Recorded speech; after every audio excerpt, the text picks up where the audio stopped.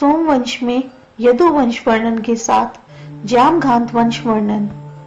सूत जी बोले, अब मैं आप लोगों को यदु वंश का वर्णन करूंगा, जो सबसे बड़ा तथा महान तेजस्वी था। यदु के 5 पुत्र हुए, जिनमें बड़े का नाम सहस्त्रजीत, दूसरा किष्टु, तीसरा नीलोजक था। सहस्त्रजीत के पुत्र का नाम शज्जयी था। शज्जय के है तथा राजा वेणु नाम के 3 पुत्र हुए। है के पुत्र का नाम धर्म हुआ, उसका पुत्र धर्मनेत्र हुआ। धर्मनेत्र के कीर्ति और संजय नामक 2 पुत्र हुए। संजय का महिष्मान नामक धार्मिक पुत्र हुआ, उसका भद्रसेन नाम का पुत्र हुआ। भद्रसेन के दुदुर नाम का एक पुत्र हुआ, जो राजा बना। दुदर्म का लोक विश्रुत नाम पुत्र धनक नाम वाला हुआ। धनक के लोक सम्मत 4 पुत्र थे, कृतवीर्य, कृताग्नि, कृतवर्मा, कीर्तिवीर्य, अर्जुन। चौथा पुत्र बड़ा ही पराक्रम हुआ।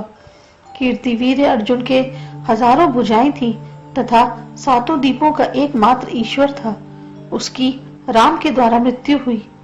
उसके सैकड़ों महारथी पुत्र थे, जो बड़े शूरवीर और योद्धा थे, जिनमें शूर, शूरसेन, धृष्ट, कृष्ण, जयध्वज आदि प्रमुख थे।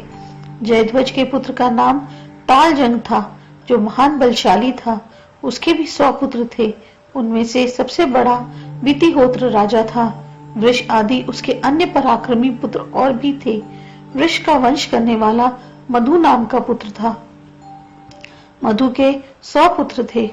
उनमें वंशकारक वृष्णि था। मधु, यदु, है के क्रमशः वंश का नाम वृष्णि, माधव, यादव तथा है वंश पड़ा। ये सब है वंश की ही शाखा है। है वंश का कीर्तिवीर्य का पुत्र शूर, शूरसेन, वृष, जयध्वज विख्यात राजा थे, जिनमें निष्पाप शूरसेन अति वीर था, जिनके नाम पर इस देश का नाम शूरसेन पड़ा। इनके अतिरिक्त इसी वंश में अनेक वीर तथा धर्मात्मा राजा हुए। उसी से प्रघातजित राजा का पुत्र जामग नाम का राजा हुआ। उसने अपनी शैव्या नाम की शीलवती भार्या के साथ नर्मदा के किनारे एकांत में तपस्या की। तपस्या के प्रभाव से उसके श्रुत, विदर्भ, सुभग और वय नाम के पुत्र हुए। विदर्भ राजा के कृत, कौशिक तथा रोमपाद हुए। रोमपाद के प्रभु हुआ। उसका परम धार्मिक सुधृति नाम का पुत्र हुआ। इसी प्रकार कौशिक की प्रजा बहुत है। कृत के कुंत हुए। कुंत के रणधृष्ट बड़ा प्रतापी हुआ। रणधृष्ट के निधृति, दर्शाहो व निधृत नाम के महान पराक्रमी पुत्र हुए। दर्शाहो के जीमूत, जीमूत के विकृति, उसके भीमस्त नाम के पुत्र हुए। भीमरथ के नवरथ, उसके दृढ़रथ नाम के पुत्र हुए। दृढ़रथ के करम, करम के देवव्रत, उसके देवछत्रक नाम का पुत्र राजा हुआ। देवछत्रक का पुत्र श्रीमान मधु नाम का राजा हुआ।